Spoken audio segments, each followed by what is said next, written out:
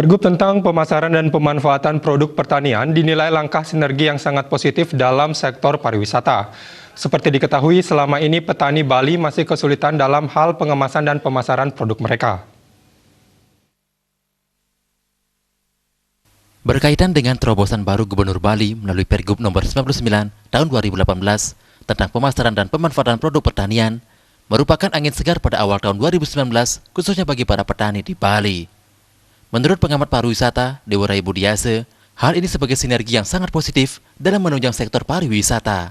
Selama ini para petani sangat kesulitan dalam hal pengemasan dan pemasaran dari produk lokal itu sendiri. Oleh karena itu, dengan adanya Pergub ini, pemerintah harus mulai menjemput bola daripada hasil-hasil pertanian yang ada. Jadi untuk penggunaan buah lokal, pemanfaatan buah lokal untuk kegiatan penunjang kegiatan pariwisata sebenarnya memerlukan satu sinergi yang cukup baik dan harus wajib dilakukan. Oleh karena apa? Oleh karena bagi masyarakat di pedesaan seringkali memang untuk membuat tumbuhan itu baik dan produktif, mereka secara tradisional sebenarnya sudah memahami.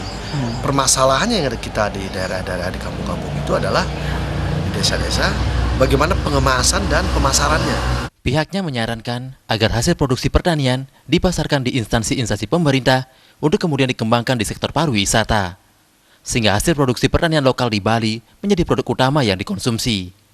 Andika, Bali TV.